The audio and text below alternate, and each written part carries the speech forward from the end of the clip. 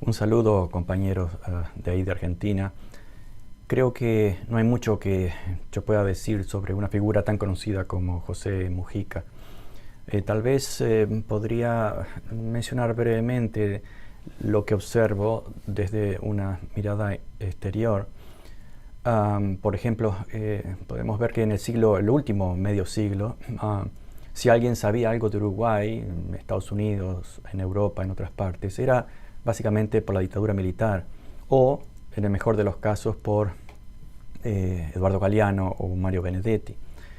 En los 90 Uruguay básicamente pasó desapercibido hasta que a principios del siglo, más o menos en el 2006, el presidente Tabaré Vázquez volvió a poner a Uruguay sobre las mesas de discusiones debido a su universalización del acceso de laptops para los escolares, luego para los jubilados, que básicamente continúa esa tradición bareliana de finales del siglo XIX de educación gratuita, laica y obligatoria. Y esto realmente fue muy debatido, fue conocido en diferentes países, junto con la guerra que realizó Tabaré Vázquez contra las tabacaleras o contra el tabaco. Y aquel conflicto largo que mantuvo, por ejemplo, con Philip Morris, fue muy debatido incluso entre los senadores aquí en Estados Unidos. Pero creo que hay pocas figuras como Mujica que en Uruguay lograron consolidar una imagen internacional y una imagen positiva, más allá de sus detractores, que generalmente están más dentro del Uruguay que fuera, y este es un fenómeno muy conocido. Esta imagen está basada, creo, en dos aspectos muy uruguayos. Por ejemplo, Mujica es era un hombre sin títulos universitarios y con una inmensa cultura, algo muy de su generación y de sus generaciones anteriores y de alguna posterior, pero no tanto hoy en día, pero sí que era una marca de fábrica, gente de una gran cultura, sobre todo ilustrada, sin necesidad de tener títulos universitarios para considerarse una persona educada o reflexiva, culta. Eso es parte de la marca fábrica del Uruguay. Onetti y Galeano también son un reflejo de esa tradición fundada en Uruguay, que surge del Uruguay, lo que se llamó el Uruguay moderno a principios del del siglo XX, fundado por otro Pepe, José Valle y Ordóñez.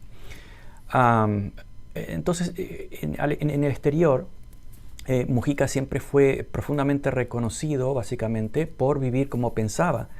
Muchas veces le reprochamos expresiones más o menos, ¿por qué a veces no aprende a callarse? A veces podríamos decir aquello que estábamos de acuerdo a veces y a veces no.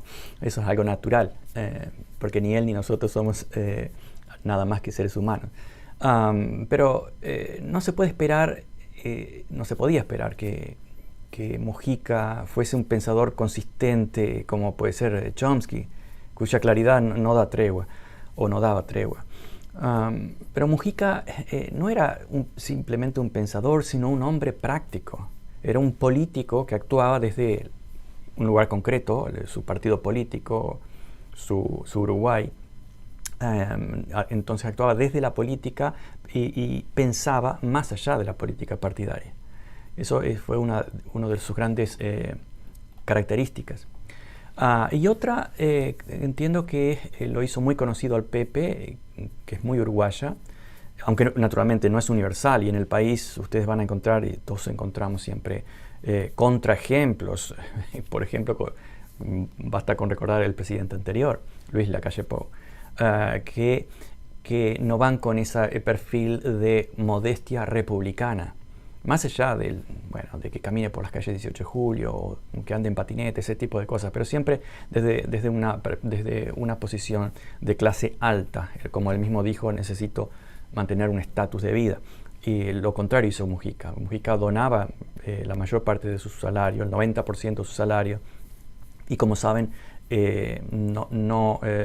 no usaba sus derechos como presidente, como vivir en la residencia presidencial, etcétera, etcétera. Eso es muy bien conocido. Entonces, en el mundo esto impactó mucho, porque de la misma forma que el concepto de utopía se desarrolla profundamente en Europa, pero no cualquier Europa, en la Europa imperialista, en la Europa eh, incluso monárquica. De la misma forma, entiendo, a una escala menor, aparece Mujica con este ejemplo de anticonsumismo en un mundo profundamente enfermo de consumismo. Entonces ese tipo de posición reverbera, obviamente, de una forma muy fuerte en la conciencia de millones de personas que lo ven como ejemplo y posibilidad. Recordemos, en política y en sociedades los ejemplos son fundamentales. Por eso siempre quienes dominan le tienen mucho miedo al ejemplo, al plan B, a otras opciones. Y Mujica en este aspecto se transformó en una figura incómoda. Incluso algunos políticos uruguayos hablaban de su casa como la cueva, de una forma despectiva. Políticos de clase alta, que muchos los conocemos. Y no solamente políticos, muchos empresarios o muchos de aquellos que ven la realidad como algo que se debe dominar desde el poder y desde el poder económico, y de repente aparece alguien o algunos que demuestran un desprecio total por las jerarquías o por los placeres del dinero o del poder. Entonces esto de por sí como ejemplo se transforma también en algo peligroso desde ese punto de vista. Por algo también Mujica fue muy atacado solamente por llevar una vida modesta. Hoy es difícil encontrar líderes similares y va a ser muy difícil. Ahora, en lo personal creo que desde hace muchos años alguien que pueda tomar esta posta que deja el Pepe Mujica es el ex sindicalista y actual senador de la República, Óscar Andrade. Y para todo eso, más allá de todas las discrepancias que pudimos tener con José Mujica, creo que su figura va a jugar un papel muy importante en el Uruguay que viene, para los nuevos líderes y para los nuevos uruguayos. Bueno, les mando un abrazo, y esto por el momento de una forma improvisada es lo que se me ocurre reflexionar sobre lo que fue brevemente lo que fue la vida de José Pepe Mujica. Un abrazo.